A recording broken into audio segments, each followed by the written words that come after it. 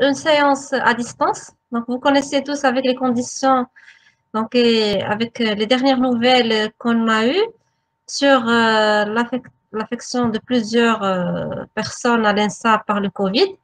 Donc, tout d'abord, j'espère que vous allez tous bien et que personne n'est affecté. Mais sinon, s'il y a quelques-uns qui ont été affectés, alors je leur souhaite bon rétablissement.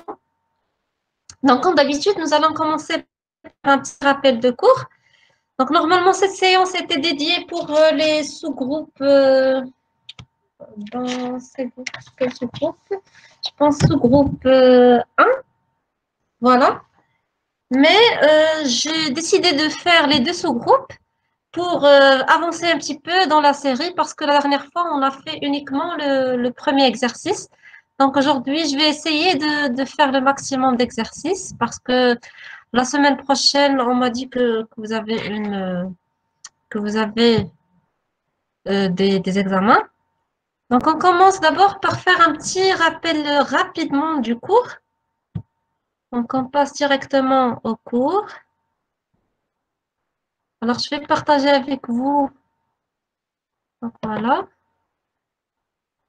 Donc, s'il vous plaît, si vous avez des questions, avant de commencer, si vous avez des questions, veuillez les taper sur la rubrique chat. Également, si vous ne m'entendiez pas ou bien si vous avez des problèmes, veuillez les indiquer dans la même rubrique.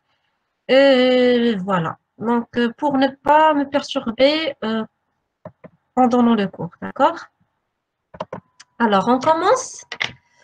Alors, donc, je vais vous faire un petit rappel. Donc, comme vous voyez ici, donc, dans cette séance, on va attaquer le deuxième chapitre qui est le chapitre cinématique du point matériel. Alors, comme ce qu'on a vu dans le premier chapitre, nous avons considéré uniquement ou bien l'étude d'un point matériel en étant fixe. Dans ce chapitre-là, nous allons étudier sa cinématique, c'est-à-dire son mouvement, par rapport au référentiel dans lequel nous allons l'étudier. Alors, donc la notion nouvelle pour vous dans ce chapitre, c'est la notion de référentiel. Donc, dans le premier chapitre, vous avez vu la notion du repère d'espace. Donc, c'est quoi un repère d'espace? C'est-à-dire, on repère un point dans l'espace à l'aide d'une base, par exemple, une base qu'elle soit cartésienne, sinusoïde, voilà, une base cylindrique ou sphérique. Donc, dans ce chapitre-là, nous allons considérer la notion du temps et ainsi on appelle un référentiel. Donc, un référentiel, c'est la combinaison d'un repère d'espace plus un repère du temps. D'accord? Donc, il y a plusieurs référentiels qui sont très utilisés dans la physique, à savoir le référentiel de Copernic. Donc, le référentiel de Copernic, il est connu par son origine qui coïncide avec le centre du Soleil et par ces axes qui sont des axes dirigés vers des étoiles fixes, lointaines. Il y a également le référentiel géocentrique. Donc, le référentiel géocentrique, c'est un référentiel dont l'origine coïncide avec le centre de la Terre et ces axes sont parallèles à ceux du référentiel Copernic. Finalement, il y a le référentiel terrestre, donc je pense que c'est celui le plus utilisé. C'est un référentiel dont l'origine comprend un point quelconque de la surface de la Terre et ces axes sont des axes fixes par rapport à la Terre.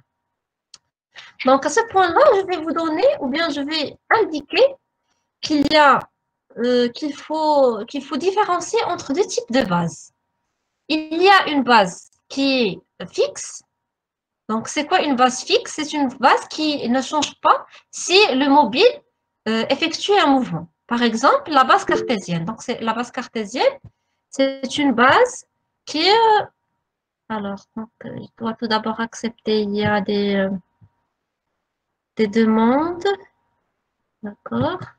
Accepter, voilà. Accepter.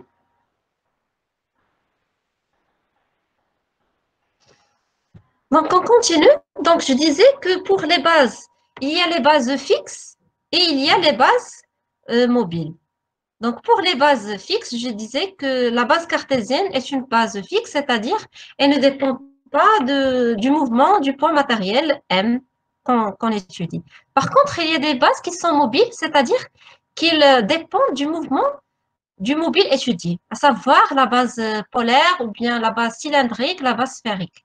Donc, les paramètres ρ, θ et phi, donc ils dépendent bien sûr du mouvement du point M, ainsi, bien sûr, ils s'affectent avec le mouvement de ce point-là. D'accord? Donc, voilà, il est où? Voilà.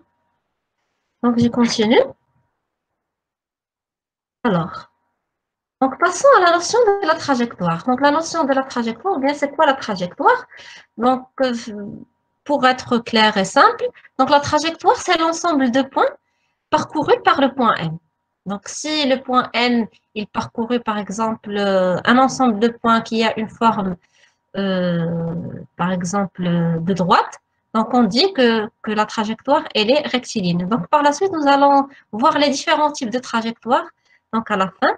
Et on passe maintenant à la notion de la vitesse.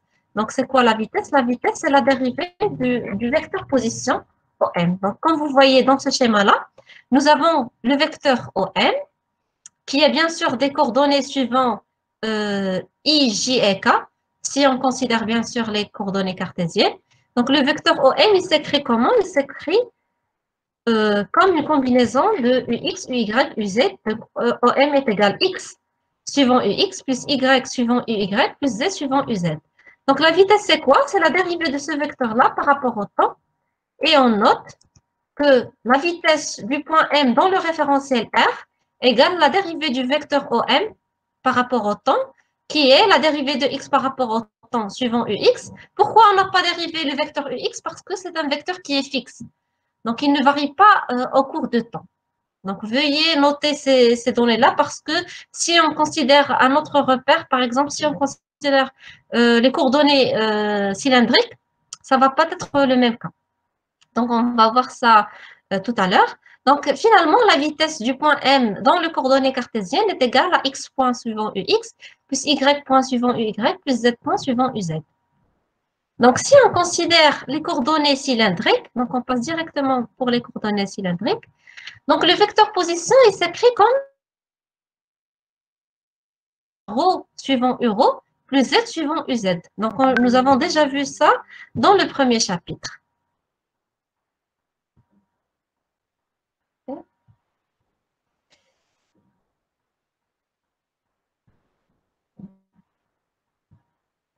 Donc, excusez-moi, il y a un petit blocage. Voilà.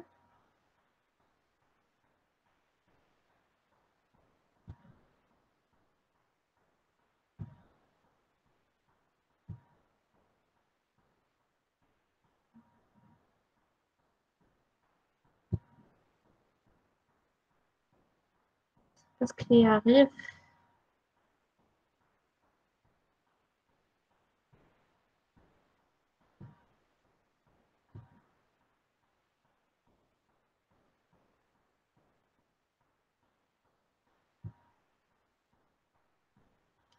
Donc, voilà. Alors, donc, nous avons passé aux coordonnées cylindriques. Donc, je disais que le vecteur OM égale à ρ suivant euro plus z suivant uz. Donc, bien sûr, la base cylindrique considérée, c'est la base euro, uφ ou bien uθ, uz. D'accord?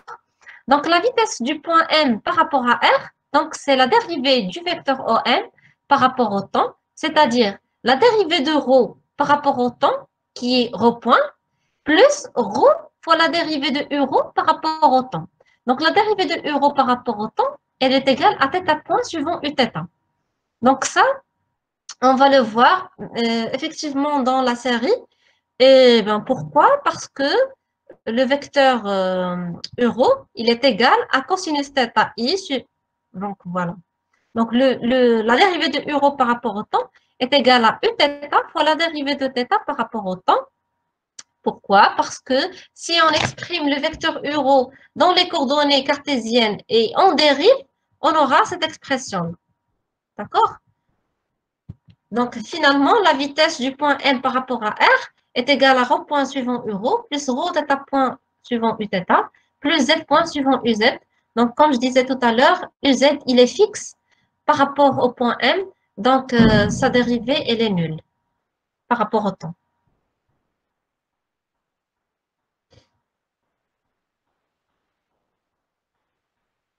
Alors, donc maintenant, on va voir un autre type de base qu'on appelle la base de Freinet. Donc, c'est quoi la caractéristique de cette base-là? C'est une base qui se déplace avec le point étudié M et il est généralement utilisé lorsque le point M effectue un mouvement curviligne, c'est-à-dire il est difficile de considérer sa trajectoire, donc il vaut mieux de considérer une base locale, donc on appelle la base qui est une base locale, qui se déplace avec le point M et qu'on appelle la base de Freinet.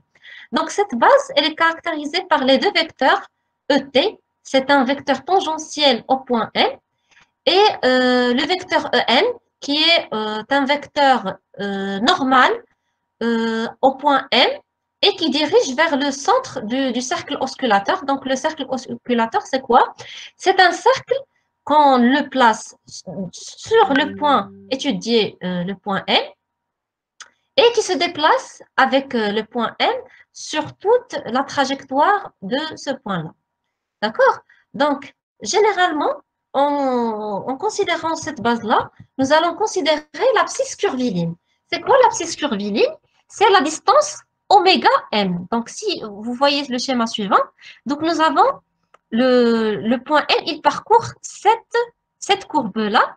Donc, en partant du point oméga vers le point M, donc cette distance-là qui est curviligne s'appelle l'abscisse curviligne.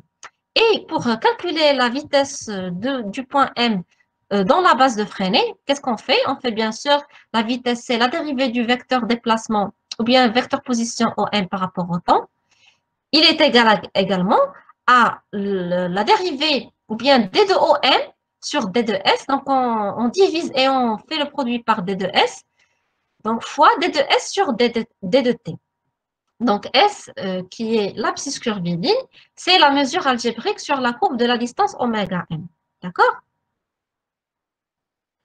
Donc, le vecteur D de OM, il est égal à n, m'. Donc, si on prend un déplacement du point M vers le point M', donc c'est quoi D de OM? C'est n, m', c'est le vecteur m', qui est égal à combien? Qui est égal à D de S fois ET. ET, on a dit que c'est le vecteur, ou bien, voilà, c'est le vecteur tangent.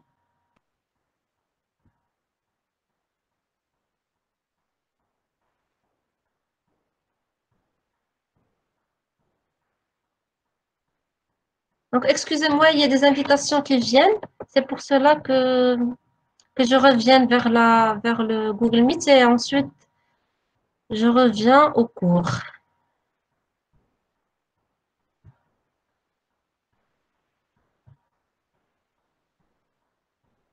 Donc, il y a toujours un blocage quand je reviens au cours.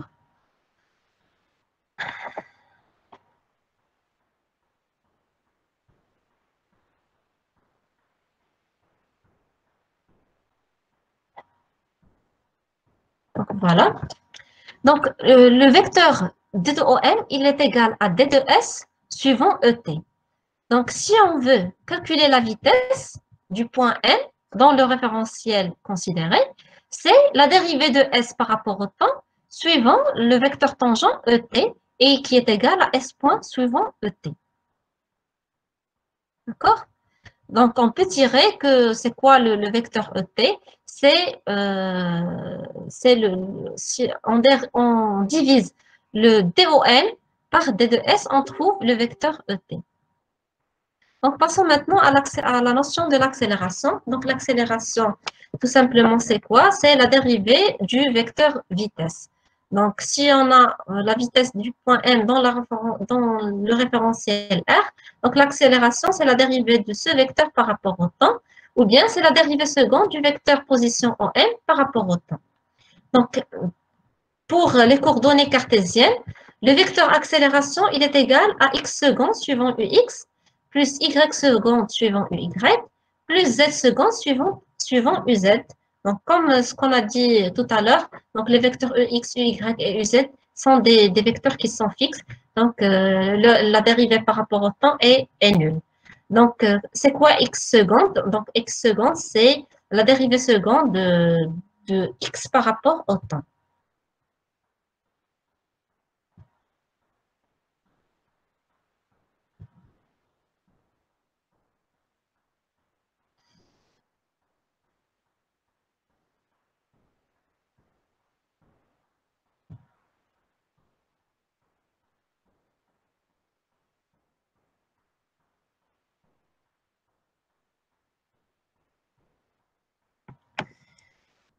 Alors, donc ça, c'est pour les coordonnées cartésiennes.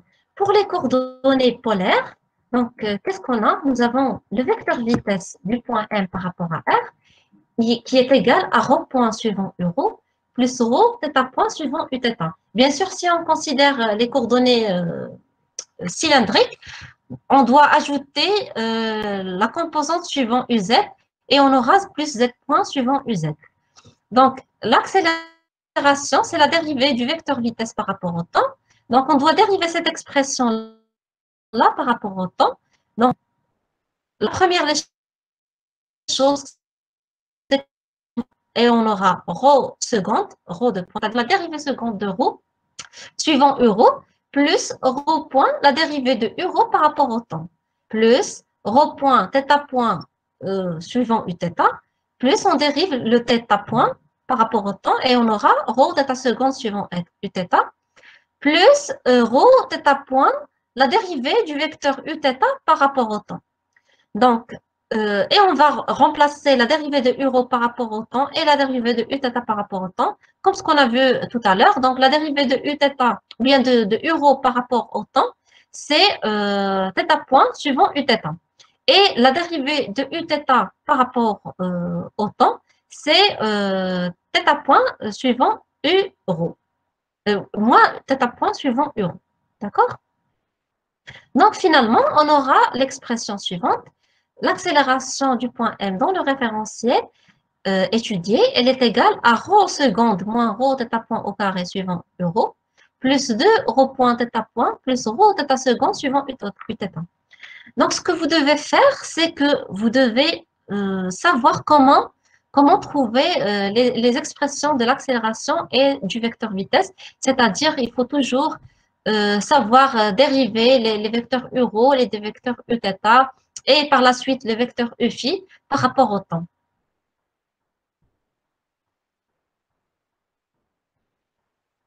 Donc, bien sûr, pour les coordonnées cylindriques, nous allons rajouter la dérivée seconde de la coordonnée z par rapport à uz. Donc, si on considère la base de freinée, alors nous avons la vitesse du point M dans le référentiel R qui est égale à la dérivée de S par rapport au temps suivant ET. Alors, nous avons déjà vu que ET, c'est le vecteur tangent. Donc, pour l'accélération, c'est quoi?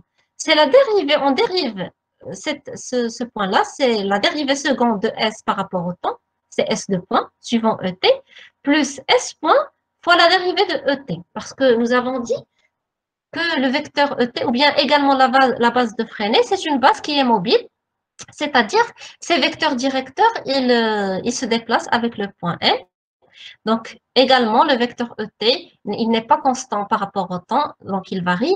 Alors, il faut considérer sa dérivée par rapport au temps. Donc, pour calculer la dérivée du vecteur ET par rapport au temps, qu'est-ce qu'on va faire? On va schématiser donc, notre trajectoire, qui est la suivante. Et bien sûr, nous allons poser le cercle osculateur. Donc, si le point M se déplace de ce point-là, ça c'est le point M, vers un point M', donc, le cercle osculateur effectue un déplacement angulaire qu'on va appeler d de alpha. D'accord? Donc, si on exprime le vecteur ET par rapport à alpha, qu'est-ce qu'on aura? On aura que ET est égal à cosinus alpha suivant I plus sinus alpha suivant J. D'accord? Donc, si on dérive le vecteur ET par rapport au temps, qu'est-ce qu'on aura? On aura alpha point suivant EN. Pourquoi? Donc, il faut exprimer également le EN suivant I et suivant J pour trouver la relation suivante qui est la dérivée de ET par rapport au temps qui est égale à alpha point suivant EN. Donc, finalement, on remplace cette expression-là dans l'accélération et qu'est-ce qu'on aura? On aura S seconde suivant ET plus, normalement, on aura S point au carré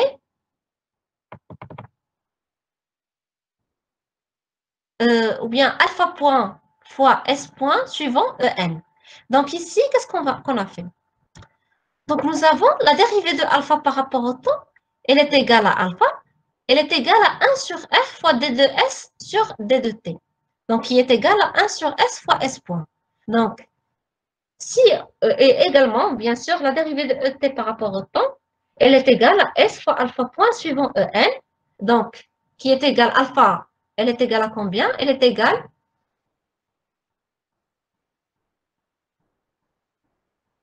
voilà, 1 sur R fois S point. Donc, qu'est-ce qu'on aura vers la fin?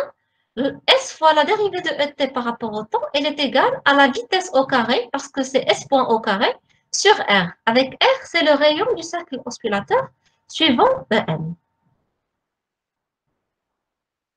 Et finalement, on aura l'accélération du point N dans la base de Freinet, elle est égale à la dérivée seconde de la, comment on appelle, l'abscisse curviligne S, suivant ET, plus la vitesse au carré du point N sur le rayon du cercle osculateur suivant EN. Donc, il faut bien garder cette relation-là en tête parce qu'on aura besoin très souvent par la suite.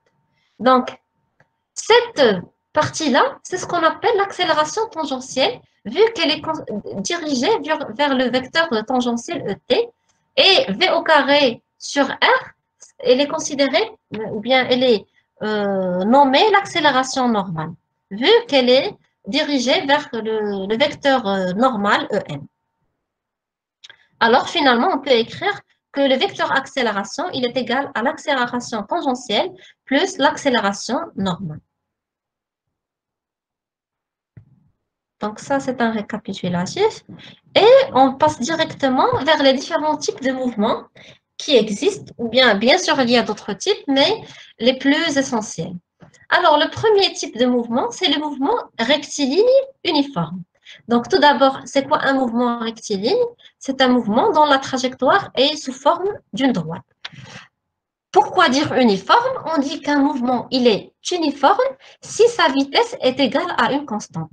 Donc, si nous avons un mouvement dont la trajectoire est une droite, plus sa vitesse est égale à une constante, on dit que c'est un mouvement rectiligne uniforme. Donc, pour ce cas-là, nous avons la vitesse est égale à une constante. Donc, on se déplace, voilà.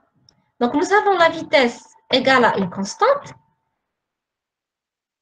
Donc, x point est égal à une constante. Donc, x de t, si on intègre cette expression-là par rapport au temps, on aura quoi? On aura que le vecteur position xt égale à une constante fois t plus x0. x0, c'est la position du point M à t égale à 0. Donc, il y a un autre type de mouvement rectiligne qui est le mouvement uniformément varié.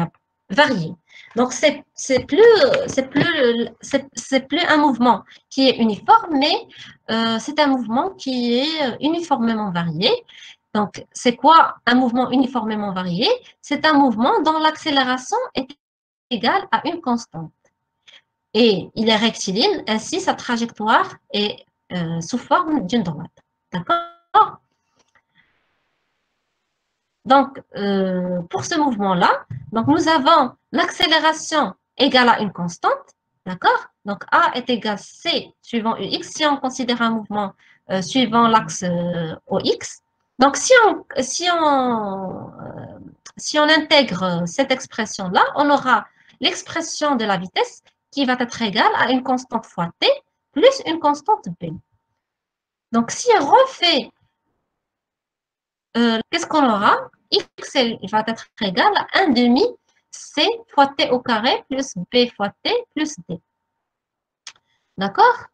Donc ça, c'est ce qu'on appelle un mouvement rectiligne uniformément varié.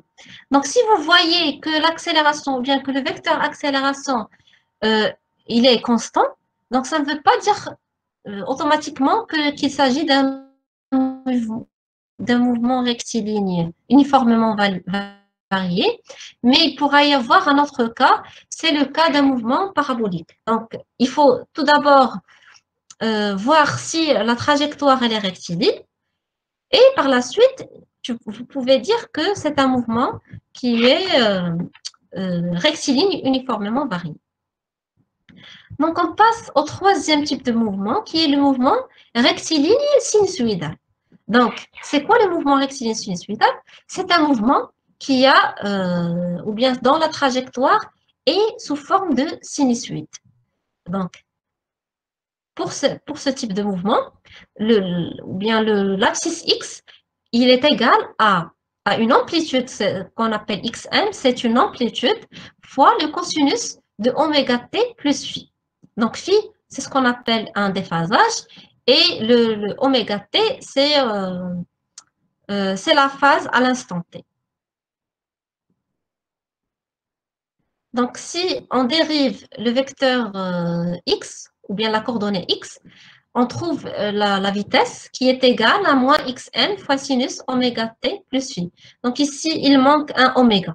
Donc c'est moins xm fois oméga sinus oméga t plus phi. Et si on fait une deuxième dérivée pour trouver l'accélération, qu'est-ce qu'on trouve? On trouve qui est x seconde égale à moins oméga carré xn fois cosinus oméga t plus phi. Donc si on veut trouver l'équation différentielle caractérisant ce mouvement-là, on peut faire que ça, c'est x seconde, et ça, c'est moins oméga carré fois x. Donc, xm cosinus oméga t plus phi, c'est le x. Donc, qu'est-ce qu'on aura? On aura x seconde plus oméga carré fois x est égal à 0. Donc, c'est l'équation différentielle. C'est une équation différentielle, bien sûr, du second ordre qui caractérise le mouvement sinusoïdal du point M. Donc, des fois, vous pouvez avoir uniquement cette équation-là et ils vont vous demander c'est quoi le type de mouvement trouvé ou bien considéré dans cette étude-là. Donc, à ce point-là, vous devez résoudre cette équation et vous allez trouver que effectivement, il s'agit d'un mouvement sinusoïdal. Donc, le quatrième type de mouvement, c'est le mouvement circulaire. Et ici, un mouvement circulaire qui est uniforme, c'est-à-dire la vitesse angulaire, elle est constante. Donc, c'est quoi tout d'abord un mouvement circulaire? C'est un mouvement dont la trajectoire, elle est sous forme d'un cercle. Et on dit que ce mouvement, il est uniforme si sa vitesse angulaire, oméga, ou bien la dérivée de θ par rapport au temps, égale à une constante. Ainsi, à partir de cette relation-là, on pourra tirer que l'angle θ, il est égal à oméga t plus un θ0, c'est-à-dire l'angle θ à t égale à 0. Donc, le vecteur OM, bien sûr, si on considère les coordonnées polaires, donc le vecteur OM est égal à ρ suivant Uρ.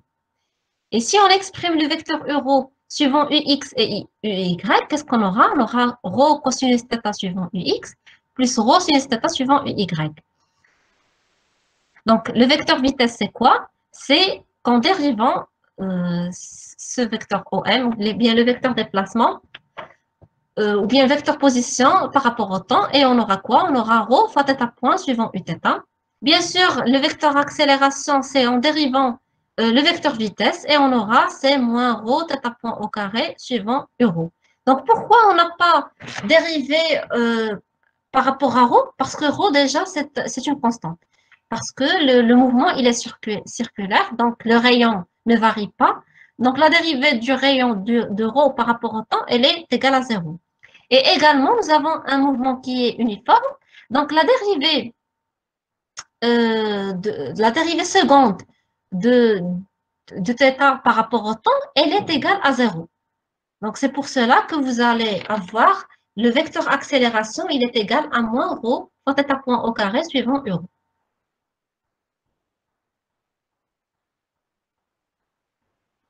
Donc voilà. Et on passe à un autre type de mouvement qui est le mouvement hélicoïdal. Donc comme vous pouvez constater, donc le mouvement hélicoïdal, il a la forme suivante.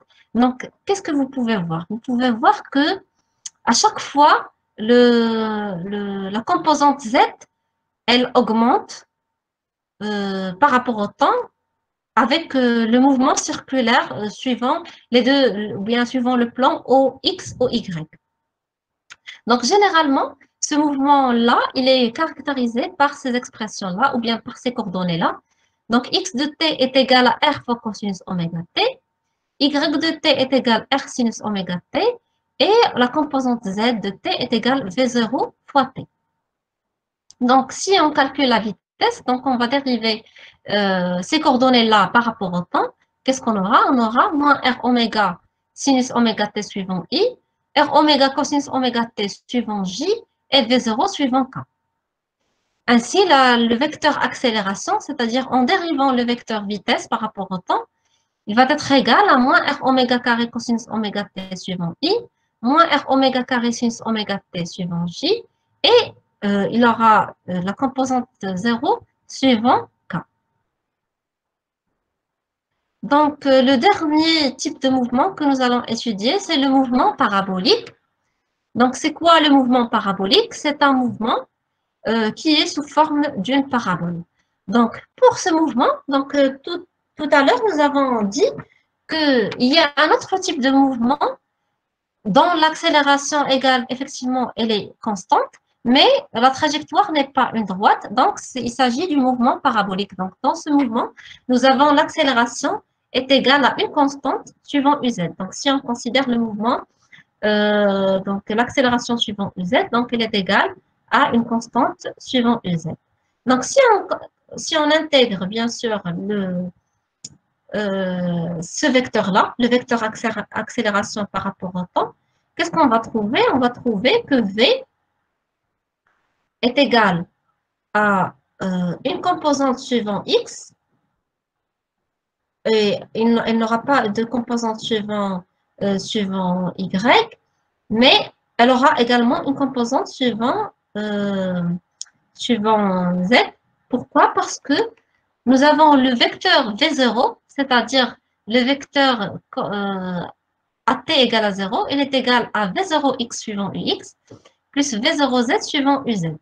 Donc, bien sûr, le vecteur V, il va avoir plus deux composantes. Une composante suivant x, qui est une constante V0z, et une composante suivant z, qui est égale à A0 fois t. Donc, si on intègre le vecteur accélération, on aura A0 fois t, plus bien sûr la vitesse initiale qui est V0z.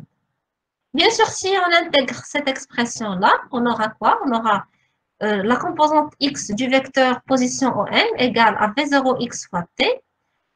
Elle n'aura pas de composante suivant y. Et suivant z, elle aura l'expression suivante. 1 demi à 0t au carré plus V0z. Donc, à ce point-là, nous allons terminer par les différents types de mouvements qui existent. Donc, voilà le schéma du mouvement parabolique.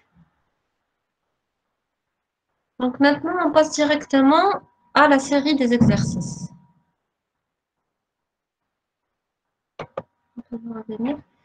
Alors, je pense qu'il y a des questions ici.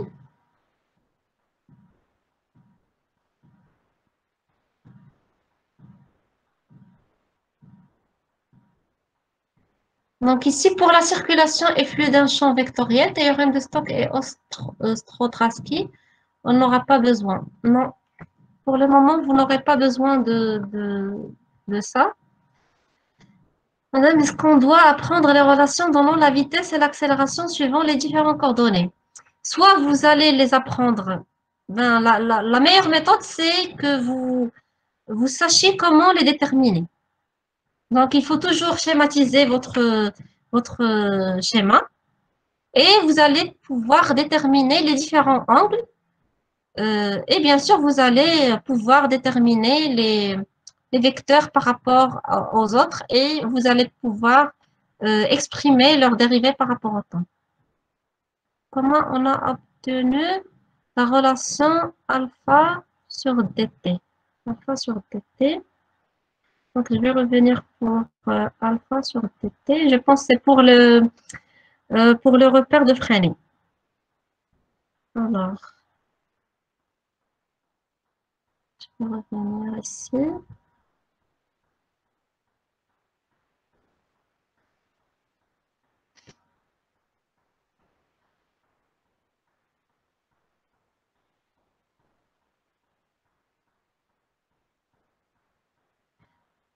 Donc, alpha sur dt, c'est pour le repère de Freining.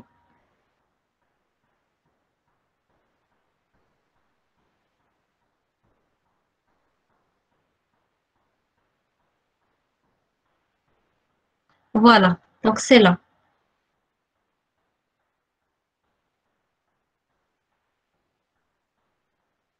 Donc, voilà. Donc, c'est quoi le D de alpha? Donc, c'est celui-là, D de alpha, c'est ce déplacement angulaire suivant. D'accord? Donc, si on veut calculer ce déplacement-là, il est égal à combien? Il est égal à R, c'est-à-dire le rayon du cercle osculateur, fois quoi? Ou bien, le déplacement D de S, il est égal à combien? Il est égal à D de alpha fois le rayon R. Nous avons déjà vu ça auparavant. Donc, si on a une courbure et qu'on veut calculer sa longueur, qu'est-ce qu'on fait? On fait le produit du rayon qu'on a. Donc, dans ce cas-là, nous avons c'est le R fois d de alpha. Donc, à partir de ça, nous avons calculé. Donc, d de alpha, il est égal à combien? Il est égal à R, ou bien d de S, il est égal à R fois d de alpha. Donc, si on divise par T, qu'est-ce qu'on aura? Donc, d de alpha est égal à 1 sur R d de S sur dt. J'espère que vous avez bien compris ce que j'étais en train d'expliquer. مادام هذيك الفا بوان ياك Alpha point, تكون هذيك غير خطا ولا ça y est. دي دو الفا سور دي تي ماشي كتساوي الفا هي الفا بوان. Attends, je vais revenir vers le cours. Oui, normalement, c'est alpha point, parce que d de alpha sur dt, c'est alpha point. داكور Vous avez compris pourquoi on a fait le... Donc, pourquoi cette égalité? Donc, j'ai toujours un problème, un petit blocage, le cours.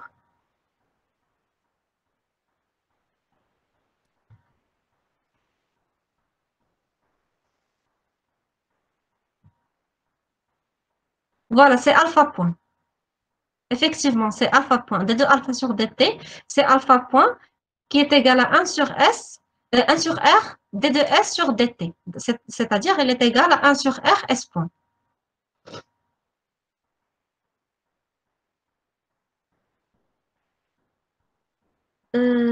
Alors, donc maintenant, on passe au TD. Et je vais commencer par le premier exercice. Je vais le parcourir rapidement parce que j'ai reçu pas mal de questions à propos de cet exercice-là. Et déjà, je me rappelle bien que la dernière fois, j'ai effectué effectivement une petite erreur avec le groupe, avec le sous-groupe 2. Le sous-groupe 2, oui. Donc, je vais partager avec vous.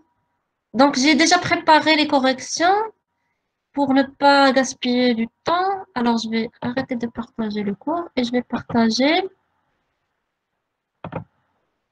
Je vais partager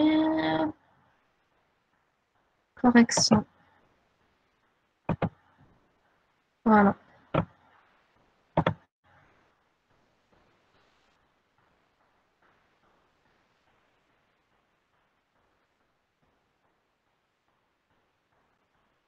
Donc, vous voyez le fichier correction?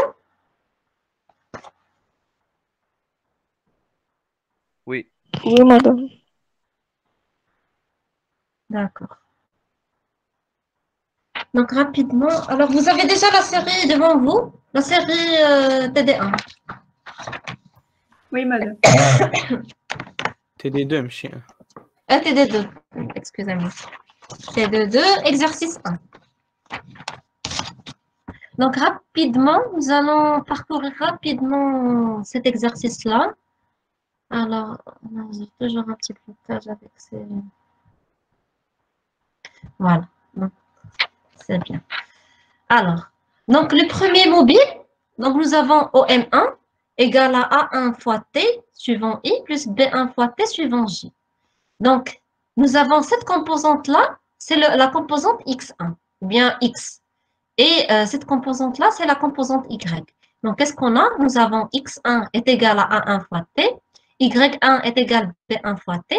Donc, si on tire le T des deux équations, qu'est-ce qu'on aura? T est égal à X1 sur A1 et T égale à Y1 sur B1. Donc, à partir de ces deux relations, on pourra tirer que Y1 est égal à B1 sur A1 X1. Donc, c'est quoi? C'est une relation d'une droite. Voilà, donc la relation entre Y et X, c'est une droite. Ainsi, nous pouvons dire qu'il s'agit d'un mouvement rectiligne. D'accord? Pour le calcul de la vitesse, c'est simple. Nous allons dériver le vecteur position OM1 par rapport au temps. Et qu'est-ce qu'on aura? On aura la composante de la vitesse suivant X, c'est Vx1 est égal à A1. Et la composante de la vitesse suivant Y, c'est B1. Donc, la norme du vecteur vitesse, il est égal à la racine de A1 au carré plus B1 au carré, qui est égal à une constante. Ainsi, on pourra dire qu'il s'agit d'un mouvement rectiligne et qui est uniforme vu que la vitesse est une constante. Pour le calcul de l'accélération, donc l'accélération, c'est la dérivée du vecteur vitesse par rapport au temps et qui est égal au vecteur nul parce que la vitesse, effectivement, elle est une constante, donc l'accélération est nulle. Donc, qu'est-ce qu'on peut dire? On peut dire que c'est un mouvement qui n'est pas accéléré. C'est clair parce que déjà la vitesse est une constante. Donc, pour la trajectoire, comment elle est? Donc, je vais partager avec vous également la schématisation. Alors, attendez, je vais partager.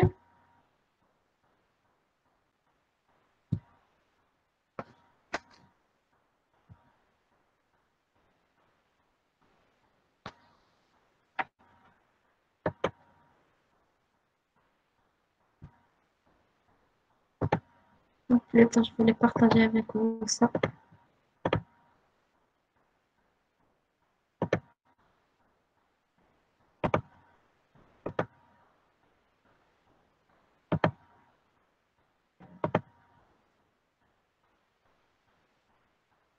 Donc, pour ne pas perdre du temps, pour la trajectoire, c'est une forme d'une droite. Donc, vous allez dessiner une droite.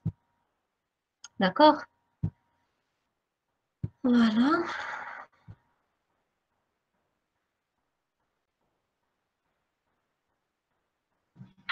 Alors, pour le mobile 2,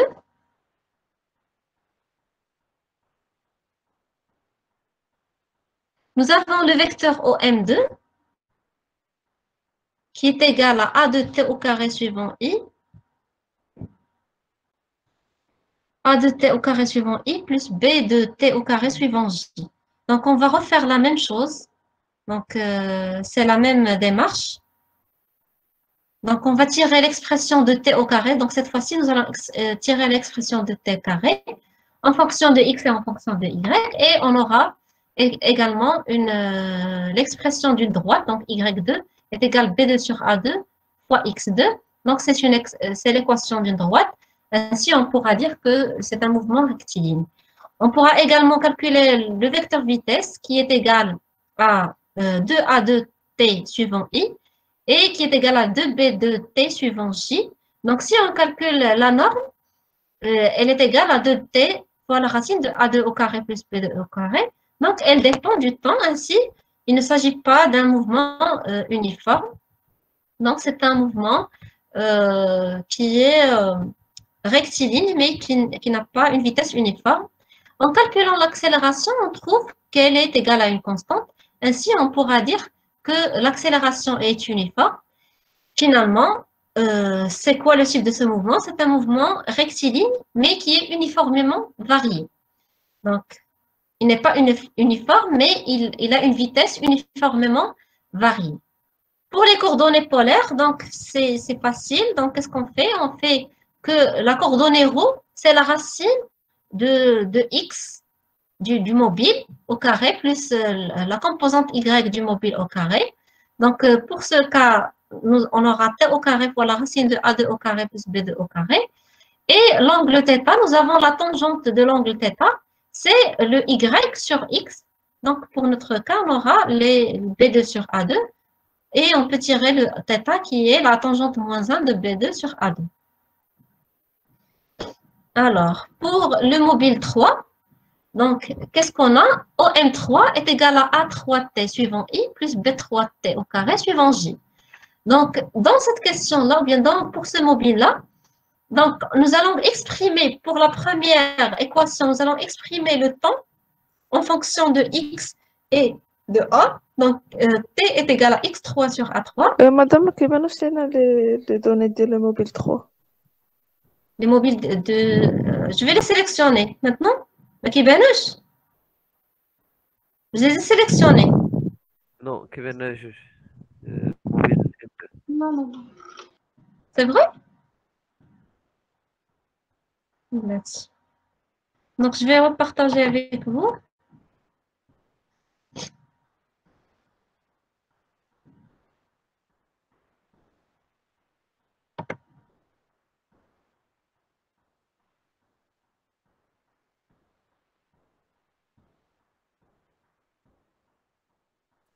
دابا مزيانة مدام ميرسي.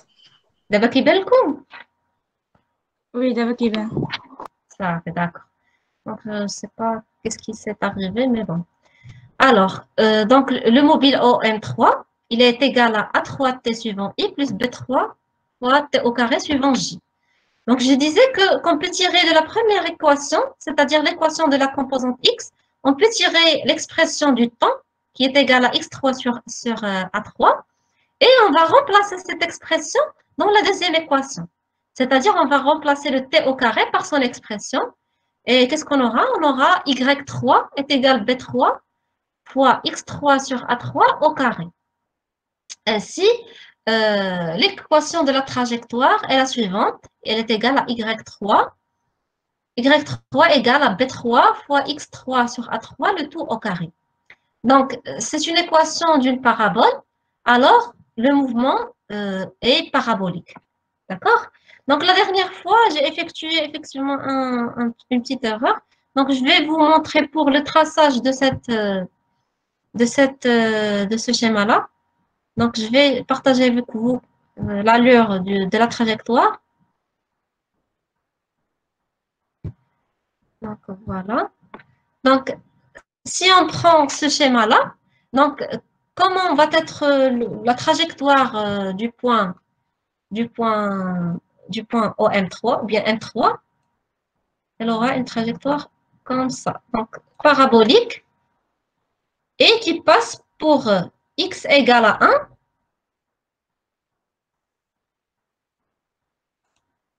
Donc, y va être égal à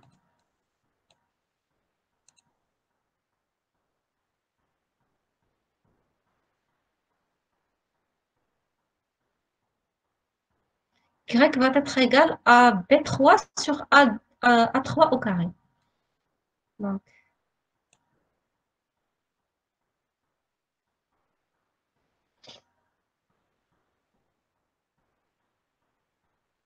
B3 sur A3.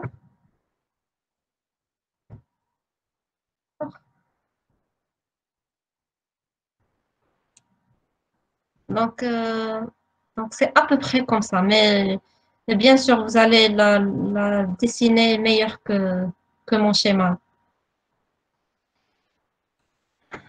Alors, on continue.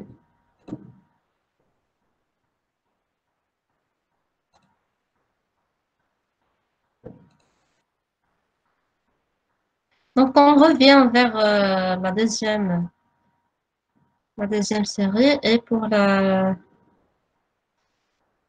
pour la question vitesse. Donc, il faut calculer la vitesse, c'est-à-dire on va dériver le vecteur position au M3 par rapport au temps. Qu'est-ce qu'on aura? On aura une composante A3 suivant I et une composante de B3T suivant J. Donc, la norme de la vitesse va être égale à la racine de A3 au carré plus de B3T au carré. Donc, c'est un mouvement qui n'est pas uniforme vu que la vitesse dépend du temps. En calculant l'accélération, c'est-à-dire on va dériver le vecteur vitesse V3 par rapport au temps, qu'est-ce qu'on aura? 0 suivant la composante X et 2P3 suivant la composante Y. Donc, c'est une accélération qui est uniforme. Pourquoi? Parce qu'elle est égale à une constante. Donc, c'est pour cela qu'on a dit que c'est un mouvement parabolique. C'est puisqu'il a tout d'abord une forme parabolique et vu que l'accélération est égale à une constante. Donc, quatrième question, déterminer ou bien quelle est la nature du mouvement. C'est un mouvement qui est parabolique, mais qui n'a pas une vitesse uniforme, non uniforme. On pourra dire que c'est un mouvement non uniforme. Pour les coordonnées polaires, on procède avec la même manière. Donc, la composante ρ est égale à la racine de x au carré plus y au carré. Donc, pour notre cas, elle est égale à t fois la racine de a3 au carré plus b3 fois t le tout au carré. Et pour l'angle θ, donc on a la tangente de θ est égale à y sur x, donc est égale à b3t sur a3. Donc, pour déterminer θ, on fait la tangente moins 1 ou bien l'arc tangente de b3 sur a3 fois t. Donc, on passe directement au mobile 4. Donc, pour le mobile 4, il est exprimé par la relation suivante. Alors, donc il est égal à R fois cosinus oméga 4t suivant I plus sinus oméga 4t suivant J. Donc, dans cette question-là, qu'est-ce qu'on va faire? On doit tirer l'expression de Y en fonction de X. Donc, qu'est-ce qu'on a? Si on voit la composante X est égale à R cosinus oméga 4t et la composante de Y est égale à R sinus oméga 4t, donc pour se débarrasser de ce cosinus oméga 4t, qu'est-ce qu'on va faire? On va mettre le composante X au carré et mettre la composante Y au carré et on fait la somme pour se débarrasser du cosinus et sinus. Et qu'est-ce qu'on aura vers la fin? On aura que X4 sur R au carré plus Y4 sur R tout au carré est égal à 1. Parce que comme vous savez, cosinus au carré plus sinus au carré est égal à 1. Donc finalement, donc on trouve l'expression, ou bien l'expression de la trajectoire, c'est l'équation suivante. C'est une équation, c'est l'équation du cercle.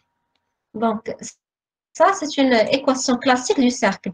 Et qui a un centre 0, 0. Parce que normalement, si le centre est différent de 0, qu'est-ce que vous allez avoir? Vous allez avoir ici x4, par exemple, moins a.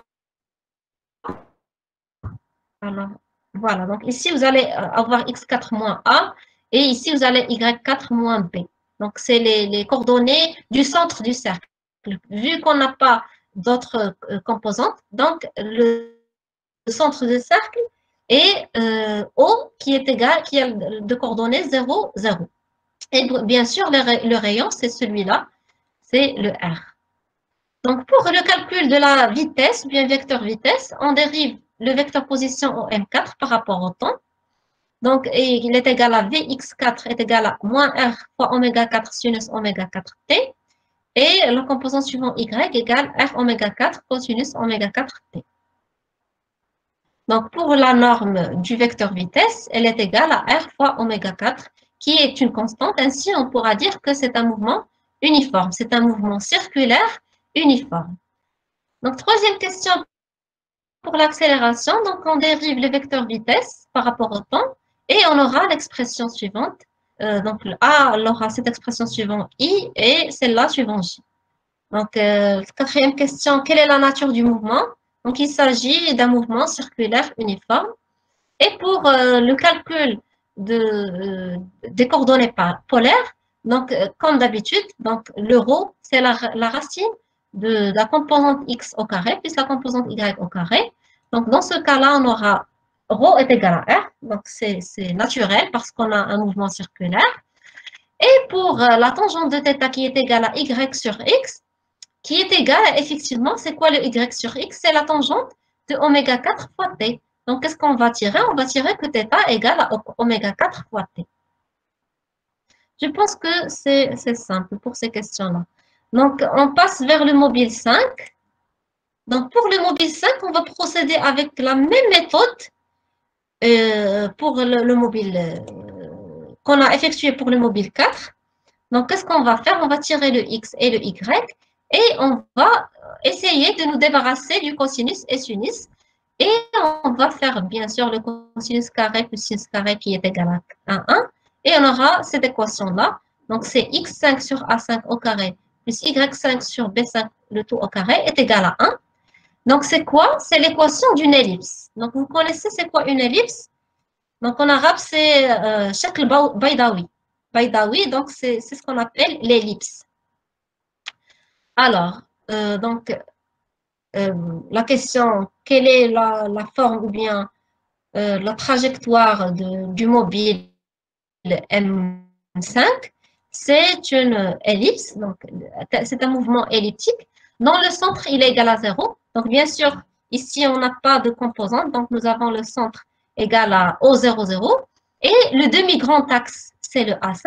Et le demi-petit axe, c'est le B5.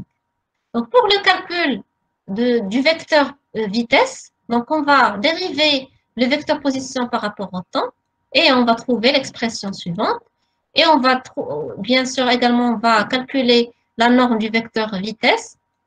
Donc, on aura cette expression-là. Et de la même manière, on va calculer l'accélération et les composantes ou bien, voilà, les coordonnées polaires, donc ρ et θ. Donc, on va procéder avec la même méthode. Donc, finalement, le dernier mobile, c'est le mobile M6. Donc, OM6 est égal à A6 sinus oméga 6 fois T suivant I.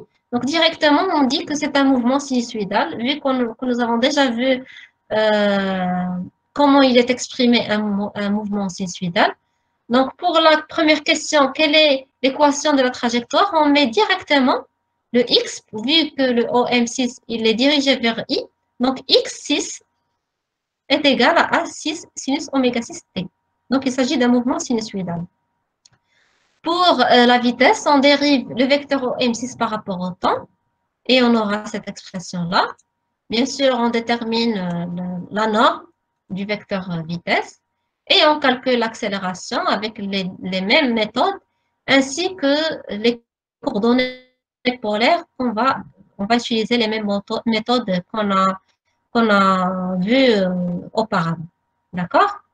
Donc maintenant, on passe directement à l'exercice numéro 2. Alors, je dois voir s'il y a d'autres questions. Madame, quelle est la différence entre l'équation de la trajectoire d'un cercle et de celle d'une ellipse? Alors, la différence, c'est que, donc pour l'équation d'un cercle, nous avons, je vais revenir pour l'équation d'un cercle. Donc, pour l'équation d'un cercle, qu'est-ce qu'on a? On a le x sur R. Donc, ici, nous avons le R. Il ne varie pas. Par contre, pour une ellipse, ici, nous avons x sur A5. Donc, nous avons deux composantes qu'on appelle un grand axe et un petit axe.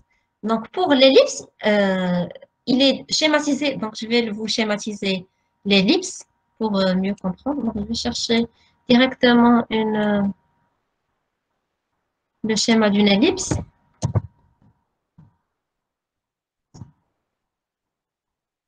Donc, l'ellipse, il est caractérisé par deux axes.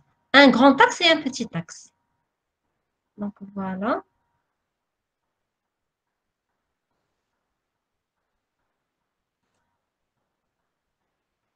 Voilà. Donc, je vais partager avec vous ce schéma-là.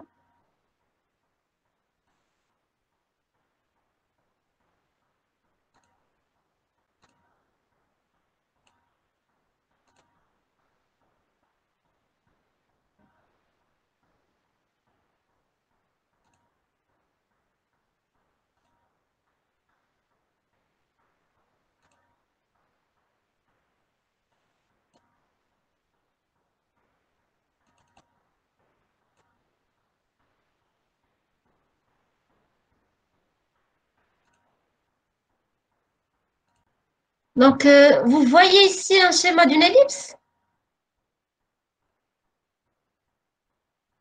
Oui, madame. Oui. Oui. Donc, comme vous voyez, il est caractérisé par deux axes. Donc, un grand axe, donc c'est celui-là. C'est pour ce schéma-là, c'est l'axe des X. Et le petit axe, c'est suivant Y. Donc, c'est ce qu'on appelle l'axe, le grand axe et le petit axe. Donc, l'équation, elle est sous forme de X suivant le demi-petit axe, le demi-grand axe. Donc, ici, nous avons le grand axe C2A. Donc, normalement, on fait de X sur la moitié sur A au carré plus Y sur V au carré est égal à 1. Par contre, pour le cercle, on fait X sur le rayon, X carré sur le rayon, plus Y carré sur le rayon au carré est égal à 1. J'espère que j'étais claire.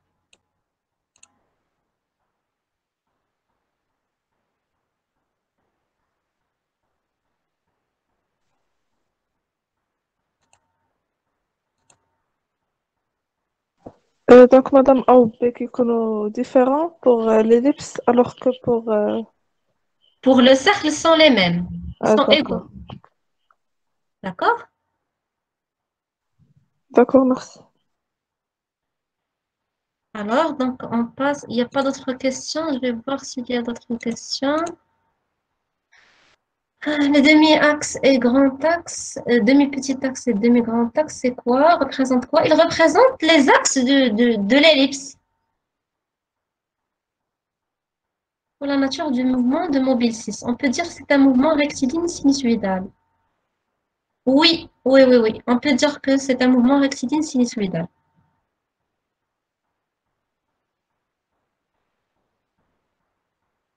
Donc, il n'y a pas d'autres questions. Alors, on passe directement au deuxième exercice.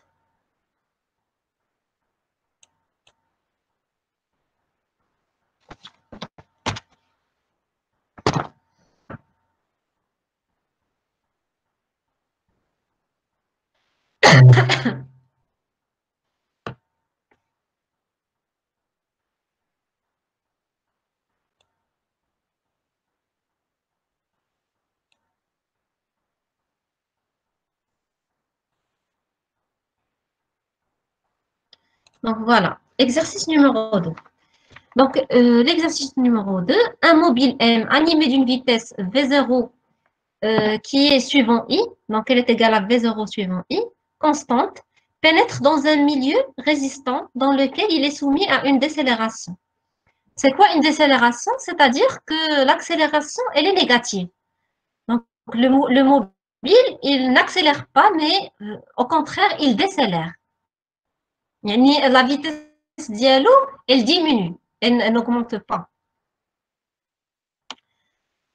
Alors, gamma est égal à moins k fois v au carré suivant i, où k est une constante positive, et v, c'est le vecteur vitesse, il est dirigé suivant i. Donc, première question, établir la loi donnant la vitesse instantanée en fonction du temps. Donc, qu'est-ce qu'on a? Nous avons le vecteur accélération, il est égal à moins k fois v au carré suivant i. D'accord? Et on connaît de la vitesse par rapport au temps, et qui est égal à moins kv au carré suivant i. Donc, si on déplace cette expression-là dans l'autre côté, qu'est-ce qu'on aura? On aura une équation différentielle de premier degré qui est égale d de v sur dt plus k fois v au carré qui est égal à 0. Donc, vous avez déjà vu comment résoudre une équation différentielle de premier degré au cours maths, des mathématiques. Donc qu'est-ce qu'on fait? Donc, on va diviser d de v par v au carré et on va déplacer cette expression dans l'autre côté et on va la multiplier fois dt. Donc, qu'est-ce qu'on aura? On aura d de v sur v au carré égale moins k fois dt. Et ainsi, pour trouver l'expression de v, nous allons intégrer cette équation-là par rapport au temps et on aura l'intégrale de d de v sur v au carré entre v0 et v Et ici, l'intégrale entre 0 et t était de moins k fois dt. Donc, cette intégrale-là, qu'est-ce qu'elle nous donne?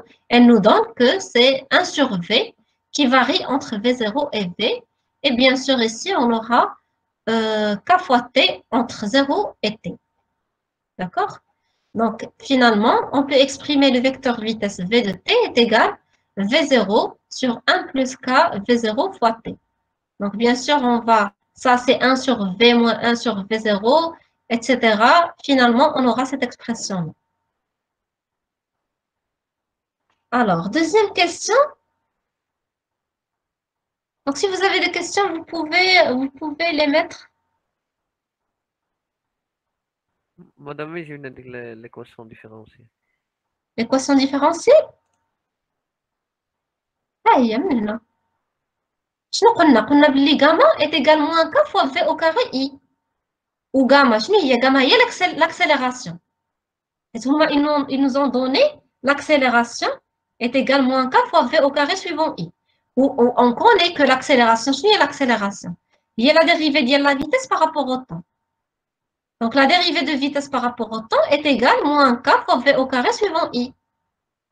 D'accord? Donc maintenant, on va trouver l'équation différentielle. Vous avez compris?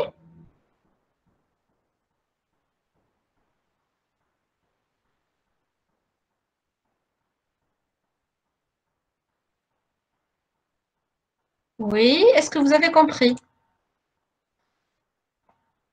Qui n'a pas compris? Non, madame.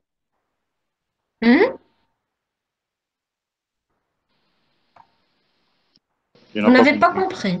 Donc, qu'est-ce que vous n'avez pas compris? Donc, l'équation, d'où vient l'équation différentielle? Oui? Oui. Alors, qu'est-ce qu'on a? Vous connaissez c'est quoi l'accélération? Donc, l'accélération, c'est la dérivée de la vitesse par rapport au temps. Vous êtes d'accord? Donc, l'accélération, c'est la dérivée de la vitesse par rapport au temps. Et on vous a donné une autre donnée supplémentaire. On vous a dit que l'accélération, elle est égale à moins k fois v au carré suivant i. D'accord? Donc, on a cette expression-là qui est égale à cette expression-là. Donc, directement, on tire cette équation-là. La dérivée de v par rapport au temps. Donc, on va déplacer cette expression à ce côté-là. Et on aura d de v par rapport au temps plus k fois v au carré est égal à 0. Parce que déjà, le v, il est dirigé vers i. Est-ce que c'est clair? Oui. Oui, c'est clair? C'est bon. Donc, il y a une autre, mademoiselle Aya. Madame, comment peut-on avoir un mouvement à la fois rectiligne et sinusoïdal? Donc, pourquoi on dit rectiligne? C'est parce qu'il varie sous une forme rectiligne, mais il fait des sinusoïdes. Donc, c'est pour cela qu'on dit un mouvement qui est rectiligne et en même temps, c'est...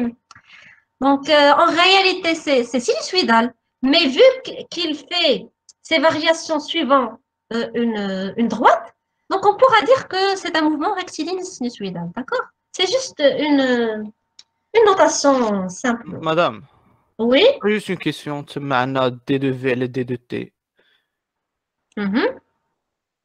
plus kv au carré Oui. كتعدوهم وكلشي نقدروا المهم فاكتوريزو ديك دي دو تي دي دو في دابا كيفاش تسمع دي دو في على في او كاري est égal moins 4 d de t. Ça dérange. ولكن vous avez قريتوا كيفاش les équations différentielles premier degré قريتوهم؟ ما كاين اللي ما وصلهمش. هاد العام ما قريتوش les équations différentielles؟ لا باقي ما قريتهمش. بون هذه بلا ما تقراوهم راه سهله. شنو عندنا دي دو في سور دي تي بلس كا فوا في او كاري est égal à 0 ياك. الا ديبلاسينا داك كا في او كاري لوتر كوتي وقسمنا على في او كاري شنو غتجينا دي دو في سور دي تي سور في او كاري. كاينه ولا ما كايناش؟ دونك شنو درنا عاوتاني حنا ضربنا في دي تي. علاش؟ pourquoi on fait ça? On fait ça pour regrouper les éléments qui contiennent la vitesse v dans un côté et regrouper les autres éléments qui contiennent uniquement la notion, bien l'expression du temps dans l'autre côté. D'accord? Pour simplifier l'intégrale. داكور يعني دابا غير داكور. حتى المهم حنا كنبقاو لاني باسي كانوا كيقولوا هذيك دي دو في على دي دو تي متاديوها شي بحال دي في دابا نقدروا نخدموا بها دي Non, دو في bien sûr, vous pouvez. علاش راه هذيك دي دو في نورمالمون الا خدينا غير دي دو في بوحدها. Si on prend uniquement le d de v, c'est-à-dire la variation de la vitesse, sans considérer le temps. D'accord? Si on fait la d de v sur d de t, on considère la variation avec le vecteur vitesse par rapport au temps. D'accord, ça, merci. D'accord? Vous avez compris? Oui, oui, merci. Donc, on passe à la deuxième question. Donc, la deuxième question, déterminer l'équation horaire du mouvement. Donc, qu'est-ce qu'on va faire pour déterminer l'équation horaire du mouvement? C'est-à-dire qu'il faut exprimer la composante x en fonction du temps. Donc, qu'est-ce qu'on a? On a la vitesse.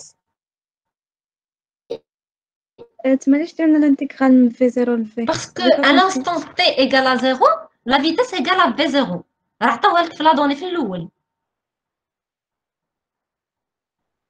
Un mobile M animé d'une vitesse V0.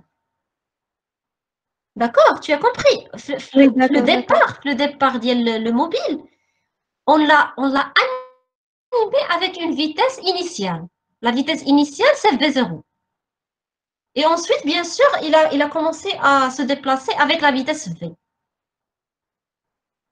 D'accord, j'ai compris, merci. D'accord, je vous en Madame, Oui. l'intégrale من 0 t ديال moins 4 dt رديناها k fois t فين مشات ديك موان سين موان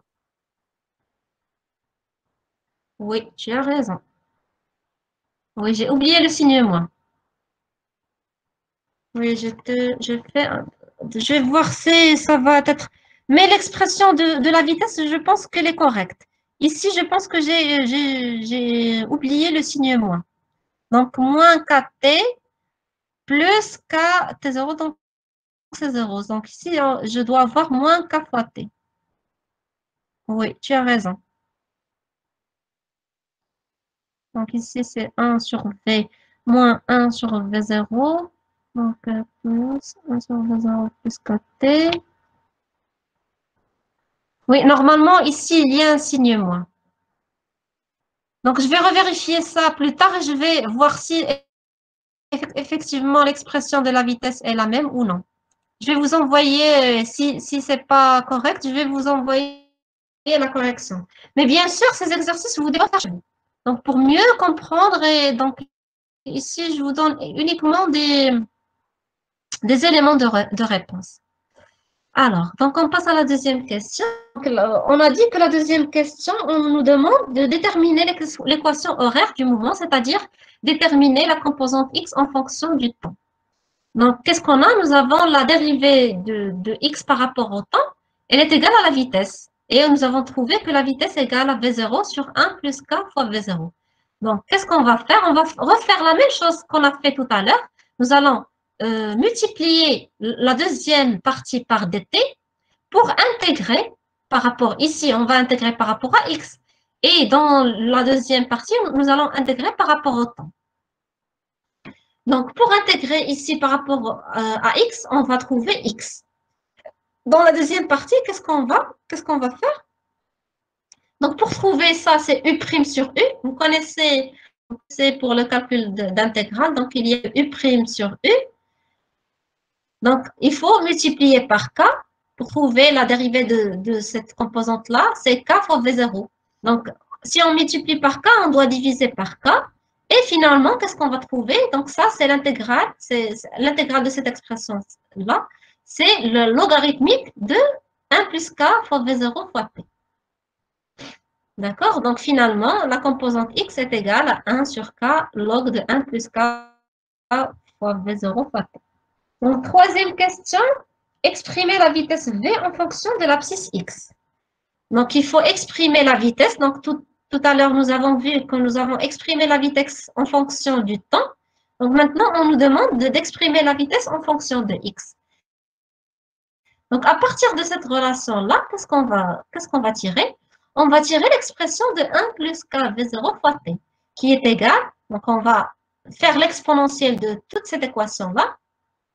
Donc l'exponentielle, et on va multiplier par k. Donc l'exponentielle de k fois x est égale à ça par l'exponentielle de kx. Donc qu'est-ce qu'on aura? On aura que la vitesse est égale à v0 sur exponentielle de k fois x. Donc si vous avez des questions, vous pouvez me les envoyer. Donc je pense qu'il n'y a pas d'autres questions.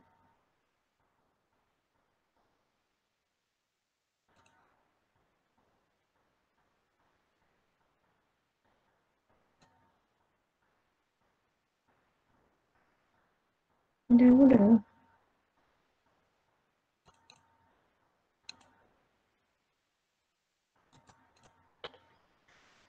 Donc voilà. Donc on passe à la question numéro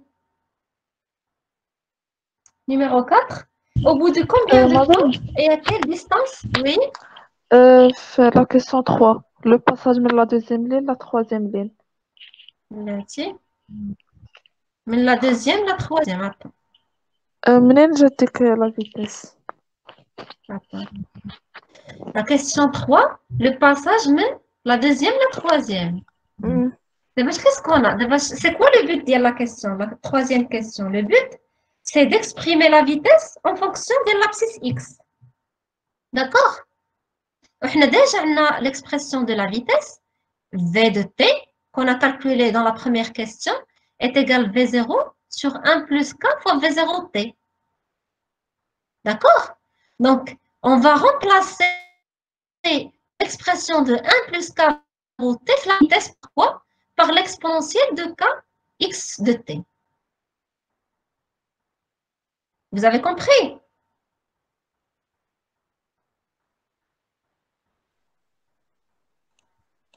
Est-ce que vous avez compris? هذيك جبناها غير من la déduction ديال la deuxième question. دابا شنو حنايا خصنا نكسبريميو لا فيتيس. حنا لا فيتيس ديجا حسبناها في لا بروميير كيستيون ياك؟ Oui. Oui, on a déjà exprimé. Il y a v de t est égal à v0 sur 1 plus k v0 t. ياك؟ في la troisième question, شنو درنا؟ On a exprimé, في la deuxième question plutôt. On a exprimé x de t. وحنا خصنا نكسبريميو la vitesse en fonction ديال x. Donc, شنو لقينا؟ لقينا بلي 1 plus k fois v0t est égal exponentielle de kxt. Donc, هاد l'expression هادي غنعوضوها هنا. شنو غنلقاو؟ غنلقاو هي v0 sur exponentielle kx. D'accord? D'accord, madame, merci. Donc, on passe à la quatrième question. Donc, quatrième question, c'est le calcul. Au bout de combien de temps et à quelle distance la vitesse est-elle réduite de moitié? Donc, la quatrième question, qu'est-ce qu'on vous demande? On vous demande de trouver l'instant t pour lequel la vitesse elle est réduite à la moitié. Donc, au début, ou bien au départ, nous avons la vitesse est égale à v0. D'accord? Donc, après, puisqu'on a un mouvement qui décélère, qui n'accélère pas, donc la vitesse, elle diminue. Donc, à un instant t1 demi, qu'on va appeler t1 demi, la vitesse va être égale à la vitesse initiale sur 2.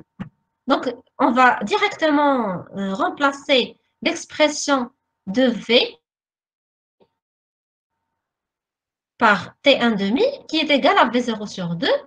Donc, l'expression de la vitesse qui est la suivante, v0 plus v0 t1 demi est égal à v0 sur 2. Et on va tirer directement l'expression de t1 demi qui va être égale à 1 sur v0 fois k. Et bien sûr, pour trouver l'emplacement directement remplacé dans l'expression de x par t1 demi qu'on a calculé tout à l'heure. D'accord? Donc finalement, qu'est-ce qu'on va trouver? On va trouver que x1 demi est égal log de 2 sur k.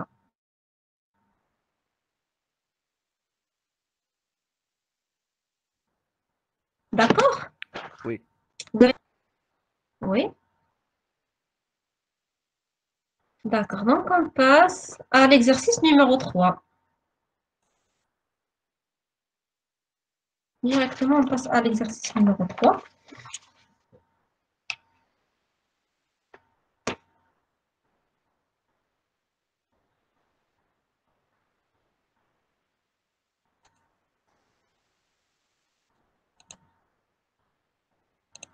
Donc, voilà, exercice numéro 3.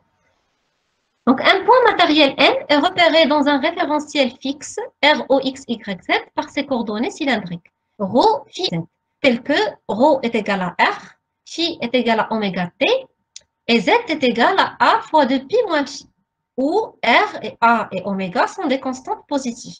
Donc, la trajectoire est une hélice enroulée sur un cylindre circulaire. Le pas H de cette hélice est la distance séparant deux positions successives du mobile sur une même génératrice. Donc, qu'est-ce qu'on vous a donné? On vous a donné qu'on a un mouvement hélicoïdal. D'accord? Donc, c'est celui-là. Donc, ça, c'est un mouvement qui est hélicoïdal. Donc, et on vous a donné que la distance H, c'est quoi la distance H? C'est la distance entre deux points N et M'. Donc, si on prend ce point-là, N, et un autre point M', donc la distance qui les sépare, c'est la distance qu'on appelle H. Ou en d'autres termes, on peut dire que c'est la distance entre deux hélices successives. Donc, ça, c'est la première hélice. Ça, c'est la deuxième hélice. Donc, la distance entre ces deux hélices qu'on appelle la distance H ou bien le pas. On appelle le pas d'une hélice qui est H. Donc, la première question, établir la relation entre le pas H et la constante A. Alors, donc, c'est quoi le pas H? C'est, donc, H, il est souvent, quelle direction? Il est suivant Z. Donc, pour l'exprimer, il faut calculer la composante Z de ce point et la composante Z de ce premier point. Donc, pour le calcul de H, c'est la composante Z du point N, donc qui est celui-là, le premier point, moins la composante Z du second point qui est le point M'. Alors, si on fait le mouvement entre M et M', qu'est-ce qu'on va faire? On va tourner d'un angle qui est 2pi. D'accord? Donc, je pense que c'est clair. Donc, si je tourne du point N jusqu'à arriver au point M', donc on va faire un tour complet, c'est-à-dire l'angle, il est égal à 2pi. Donc, on va directement remplacer cette donnée-là dans l'expression de Z. Donc, pour le point N, sa composante Z est égale à A fois 2pi moins phi. Alors, pour le point M', sa composante Z est égale à A fois 2pi moins phi plus 2pi, parce que phi, elle a fait un déplacement de 2pi. D'accord? Donc, directement, pour H, on va simplifier cette expression-là et on aura H est égal à A fois 2pi. Donc, je pense que c'est simple et c'est clair. Mais bien sûr, si vous ne l'avez pas compris, je peux reprendre l'explication.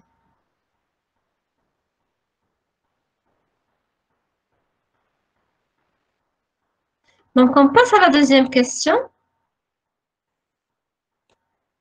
Donc, deuxième question.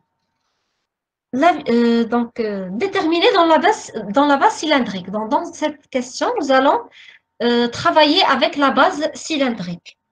Donc, qu'est-ce qu'on doit déterminer? On doit déterminer la vitesse du point N et on déduire son module.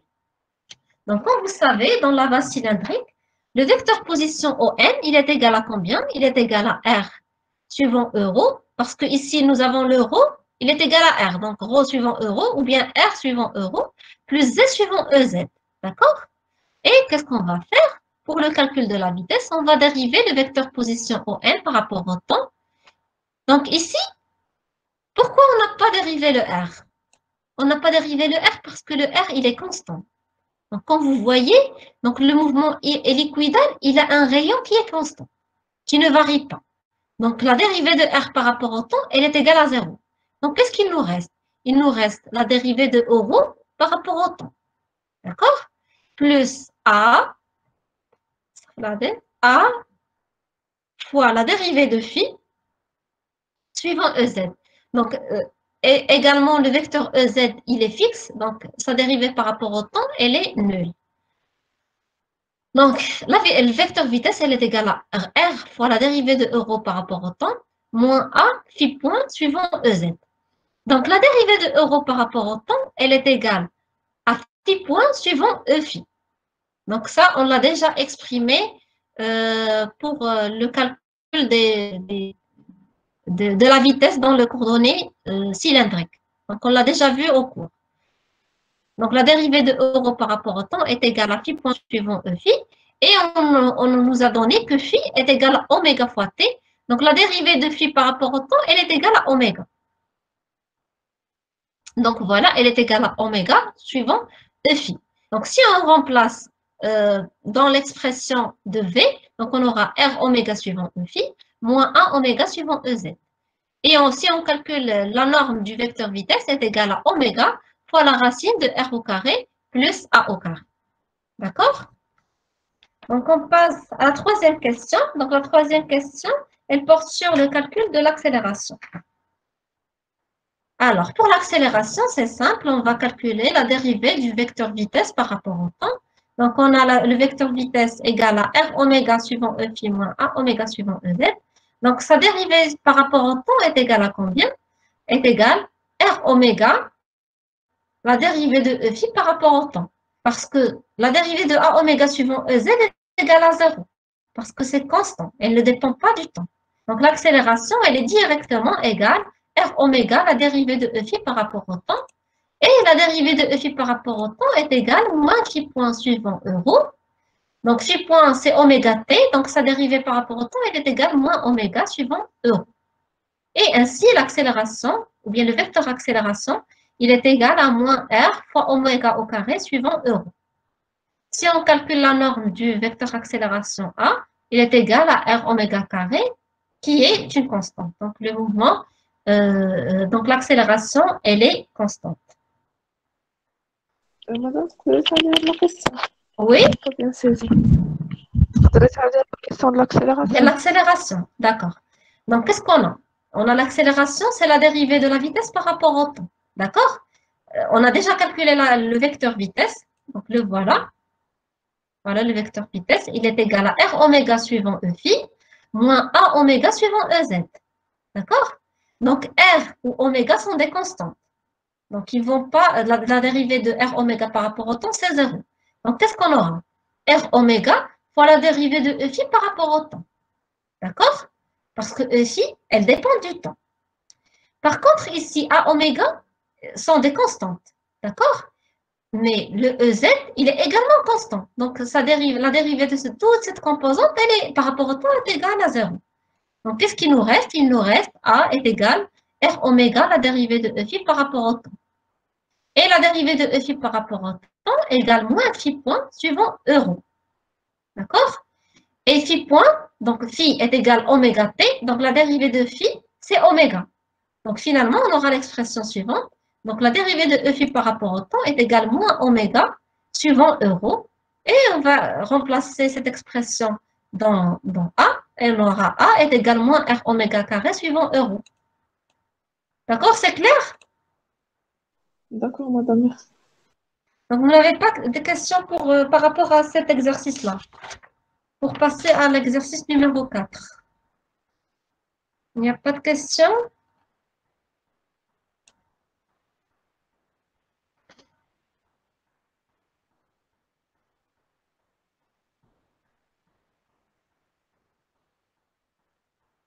Donc, il n'y a pas de questions, donc on passe directement à l'exercice 4.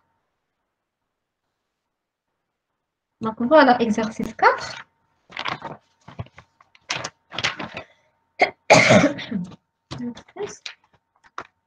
Alors, exercice 4. Un point matériel M est repéré dans un référentiel fixe, R, O, X, Y, Z, par ses coordonnées cartésiennes x, y, z. Donc, tel que on a les composantes du point N sont les suivantes. Donc, x égale a exponentielle oméga t, cosinus oméga t plus sinus oméga t. Y égale a exponentielle oméga t, cosinus oméga t moins sinus oméga t. Et z égale 2 fois a racine de 3 exponentielle de oméga t. D'accord? Donc, où a et oméga sont des constantes positives, et t le temps, bien sûr. Donc, les résultats vectoriels doivent être exprimés dans la base cartésienne IGK. Donc, dans cette question, ou bien dans cet exercice-là, nous allons travailler dans la base cartésienne. Première question. Déterminer la vitesse du point N et en déduire son module. Donc, la première question, elle est claire. Donc, on doit calculer le vecteur vitesse. Donc, bien sûr, c'est classique. Donc là, le vecteur vitesse, il est égal à la dérivée du vecteur position en N par rapport au temps. D'accord? Donc, on doit calculer la dérivée de ces expressions-là par rapport au temps. Donc, de x par rapport à t, l'expression de y par rapport à t, et la dérivée de z par rapport à t. Donc, en calculant, qu'est-ce qu'on va trouver? Donc, finalement, après les simplifications, etc., on aura que la vitesse est égale à 2 fois a oméga exponentielle oméga t fois cosinus oméga t. Et la composante de la vitesse suivante y égale à moins 2a oméga exponentielle oméga t sinus oméga t. La composante suivante z égale à 2a oméga la racine de 3 exponentielle oméga t. D'accord? Donc, si on calcule le module, donc le module de la vitesse, il est égal à 4 fois a oméga exponentielle oméga t. Donc, vous, chez vous, il faut vérifier et revérifier les résultats de ces calculs. D'accord? Peut-être je peux avoir je peux commettre des erreurs. Voilà, c'est naturel. Donc, veuillez revoir le calcul chez vous. Alors, deuxième question. Déterminer le vecteur unitaire taux tangent à la trajectoire en L et montrer qu'il fait un angle constant avec l'axe OZ. Donc, tout d'abord, déterminer le vecteur unitaire taux tangent à la trajectoire. Donc, on vous a dit que le vecteur taux, il est tangent à la trajectoire. Et on connaît toujours, ou bien vous connaissez déjà depuis le lycée, que le vecteur vitesse, c'est un vecteur qui est tangent à la trajectoire d'un point M. D'accord? Donc, pour trouver le vecteur unitaire qui est tangent, qu'est-ce qu'on va faire? On va diviser le vecteur vitesse V par sa norme pour trouver un vecteur unitaire et qui est tangent. D'accord? Donc, si on divise V par sa norme, directement, on aura les composantes du vecteur taux est égal à 1 demi cosinus oméga t moins 1 demi sinus oméga t et racine de 3 sur 2 suivant Z. D'accord?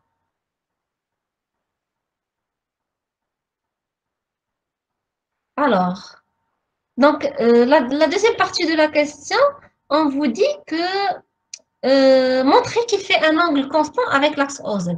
Donc, comme vous pouvez constater que le vecteur taux, il a une composante constante suivant Z. Donc, taux scalaire EZ, elle est égale à racine de 3 sur 2. C'est une constante. Alors, comme ce qu'on a vu dans la première série, donc, les cosinus directeurs de l'angle qui est entre taux et EZ, qui est égal à cosinus alpha, est égal à racine de 3 sur 2. Donc, on peut déterminer l'angle entre taux et EZ. Donc, l'angle qu'il y a dans le cosinus égal à racine de 3 sur 2, c'est pi sur 6. Donc, l'angle entre taux et EZ est égal à pi sur 6. D'accord? Donc, effectivement, taux fait un angle constant avec l'axe OZ. Donc, on passe à la troisième question. Déterminer l'accélération du point M. Donc, on va procéder comme toujours. Donc, l'accélération, c'est la dérivée du vecteur vitesse par rapport au temps. D'accord? Donc, tout calcul fait, donc on trouve que l'accélération est égale à 2a oméga carré exponentielle oméga t fois cosinus oméga t moins sinus oméga t. La composante de a suivant y, c'est 2a oméga carré exponentielle oméga t sinus oméga t plus cosinus oméga t. Et sa composante suivante z, c'est 2a oméga carré racine de 3 exponentielle oméga t. C'est clair?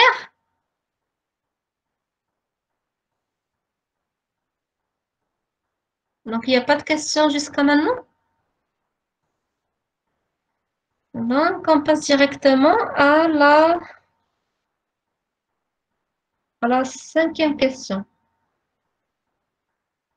Non, à la 4e question. Déterminer l'accélération tangentielle. Alors, il est où le fichier?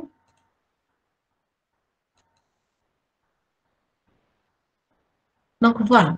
Donc, 4e question, on vous demande de déterminer l'accélération tangentielle. Donc, comme ce qu'on a vu au cours tout à l'heure, on a parlé de la base de Freinet. Donc, la base de Freinet, qu'est-ce qu'elle considère? Elle considère deux vecteurs directeurs. Un vecteur tangentiel et un vecteur normal. D'accord? Donc, et on a déjà calculé que, effectivement, l'accélération, elle a deux composantes. Une composante tangentielle et une composante qui est normale. Donc, la composante tangentielle, elle va être parallèle au vecteur temps qu'on a calculé. C'est un vecteur unitaire qui est tangent. D'accord?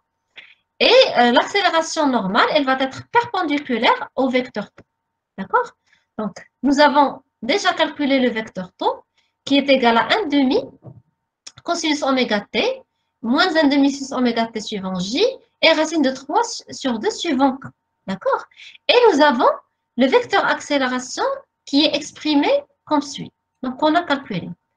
Donc, pour trouver l'accélération tangentielle, qu'est-ce qu'on va faire? On a A, elle est égale à une composante tangentielle plus une composante normale, n'est-ce pas?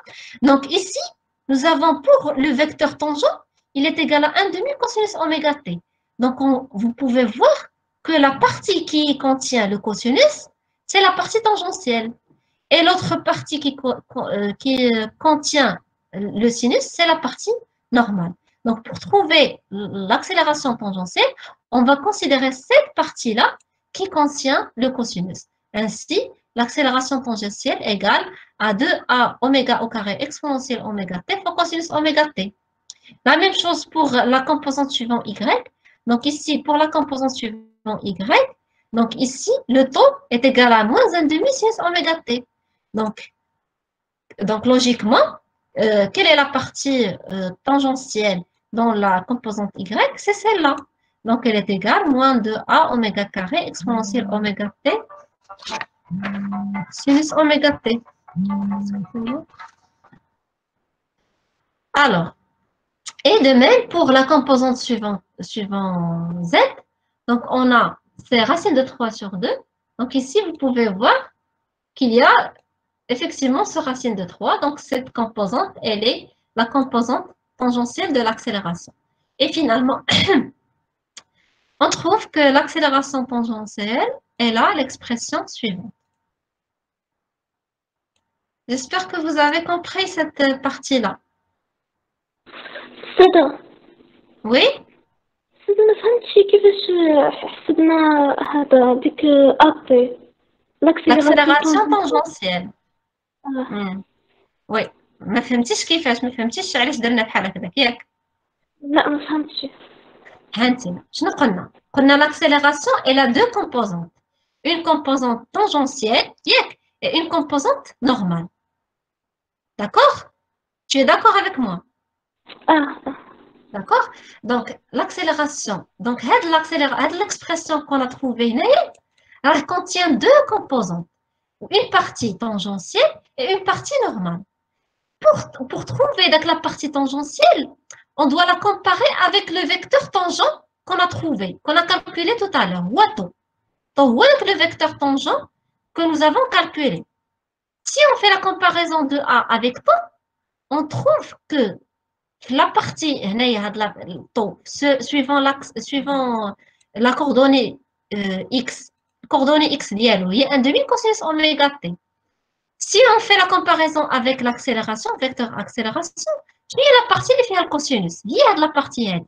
Il y a 2a oméga carré exponentielle oméga t cosinus oméga t. Donc, sûrement parce qu'il y a la partie tangentielle. Ou ce qui reste, c'est qu'on voit la partie normale. Et ce qu'on a A est égal à l'accélération tangentielle plus l'accélération normale.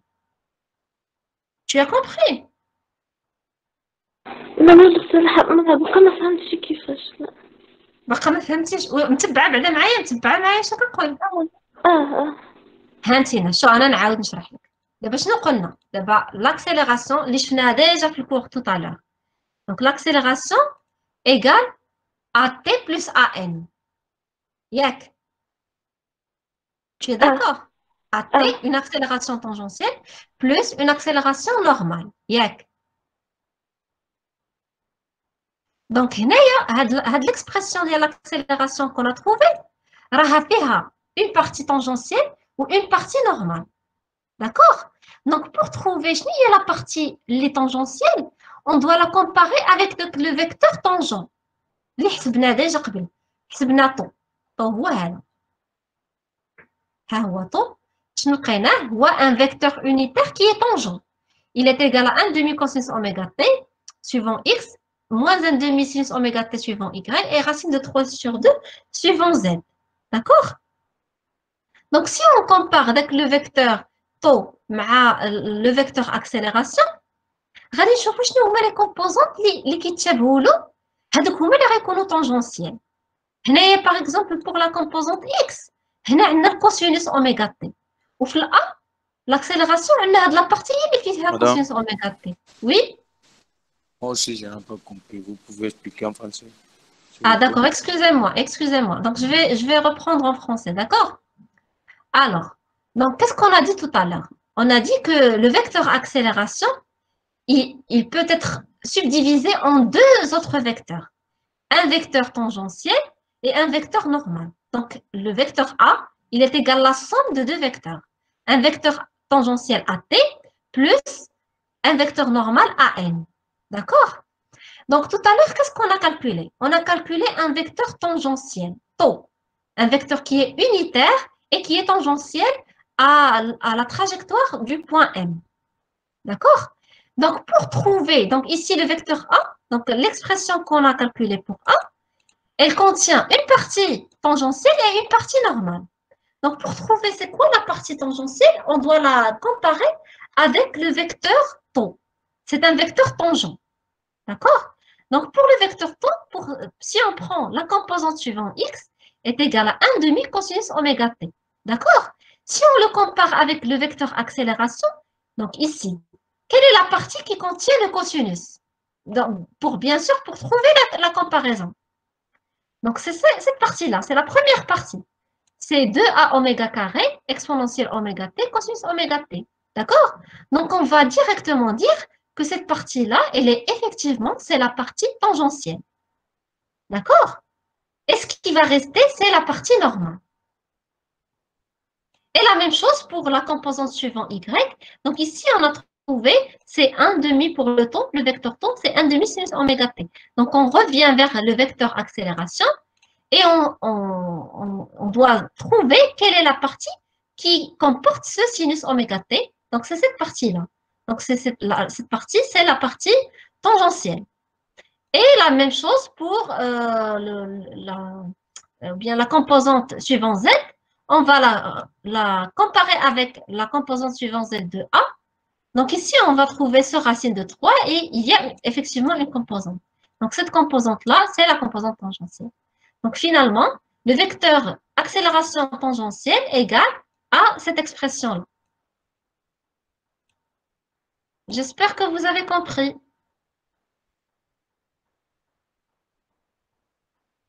Vous avez compris? صدق دابا في ديك التعبير ديال لاكسيليراسيون دابا حيت عندنا دابا ديك التعبير ديال لاكسيليراسيون عندنا في لاباز كارتيزيان ديك التعبير. Voilà. Donc la base, donc l'expression de l'accélération A, il est exprimé dans la base cartésienne. Oui, effectivement. Oui. دابا اللي ما عرفت انا دابا بحال هذيك الاولى غادي نعتبرها هي اكس لا اكس اي اي زد ياك. وي اكس اي اي زد وي.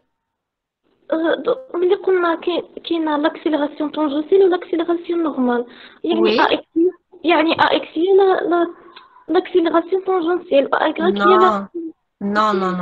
non c'est pas ça. C'est pas ça. Déjà, l'accélération tangentielle, elle a également des composants suivant x, suivant y et suivant z. Où l'accélération normale, elle a une composante suivant x, une composante suivant y et une composante suivant z. D'accord? صافي فهمت صافي. Tu as compris?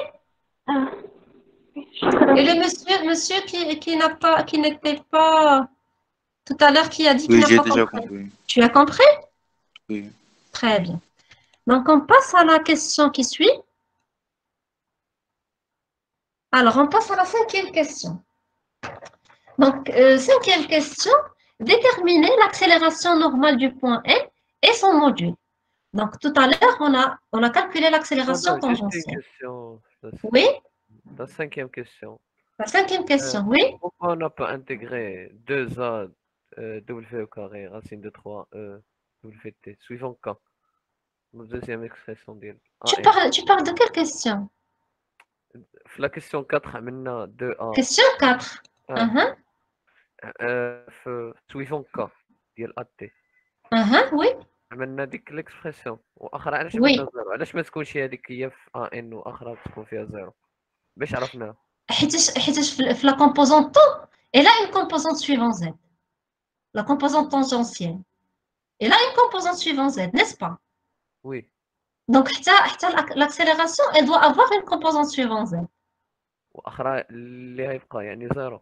Akhra يبقى la zéro. Voilà. D'accord? D'accord. Donc, on passe à la question numéro 5. Déterminer l'accélération normale. Donc, ça, c'est simple. Vu qu'on a dit que l'accélération, elle est égale à l'accélération tangentielle plus l'accélération normale. Donc, l'accélération normale, elle est tout simplement, c'est l'accélération moins l'accélération tangentielle. Donc, on va calculer la différence مدام de... اسمح لي المقاطعة. Oui, حنا كاين اللي عندهم ان سو جروب اللي عندهم اون سيونس ديال تي دي ا 16 يعني ما يقدروش يبقاو فهمتيني. ah, d'accord, oui, vous avez raison. Donc, شنو هو الوقت اللي غيكون عندكم خاوي ابار هذا النهار هذا pour les deux sous-groupes.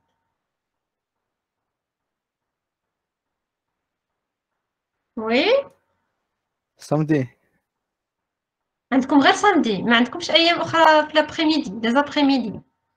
نورمالمون عندنا الجمعة هذيك كنبداو الجمعة عندنا تي دي ديال الكترو ديال اتوميستيك ابتداء من 16 يعني عندنا من 12 ل 16 خاوية.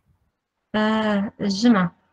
المهم انا جو في فوار باسكو جو دوا تيرميني هاد لا سيري افيك فو، حيت ياك السيمانه الجايه عندكم اكزامان. ما قالوش هيدا. ما قالوش عندكم اكزامان السيمانه الجايه. يستردوا لنا قالوا لنا لي موديل الكبارين عندنا حتى الاخر ديال هذيك اس ان. سي فغي؟ انا جو كرويي كو vous avez un هادو examen. لي سوزيليمون هادشي اللي فهمت انا. لي سوزيليمون اللي على حسب بروفي دا سالا كور ولا ما سالاش. D'accord, donc ça y est, ça marche. Donc, ok, donc on va terminer ou bien on va continuer la séance prochaine. Donc, je vais essayer de vous faire une séance le samedi. Sinon, on va le laisser pour la semaine prochaine, d'accord? Donc, on s'est arrêté. Pour les autres, vous pouvez continuer cet exercice-là pour l'autre sous-groupe qui n'a pas cours. Est-ce que vous pouvez qu'on continue ou bien... Parce qu'il ne nous reste pas beaucoup de questions. Donc, si vous voulez qu'on le termine, sinon, vous pouvez partir. Donc, juste veuillez me répondre. لقيتهم هما كيهضروا في الجروب ونشوف واش عيجاوبوك استاذ. كيتشاوروا.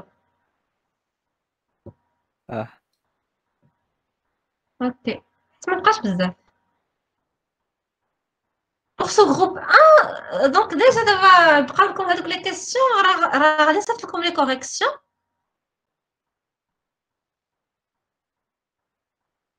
يبقاو لكم غادي نصيفط لكم لي كوريكسيون دونك normalement ماشي صعاب بزاف. Ou si vous avez des questions, bien sûr vous pouvez me les envoyer par mail. Donc il y a déjà des collègues qui ont envoyé des questions. مدام سي بوبي نقدروا نخليو حتى نكملوه كاملين. وما كرهتش ولكن ما بقاش بزاف د لي كيسيون، فهمتي؟ بزاف د لي كيسيون ماشي صعاب زعما. Ben, si vous voulez, d'accord, on va le laisser تنكملوه كاملين. Mais المهم أنا غادي je vais essayer de vous faire une séance. Je vais essayer de vous grouper toutes les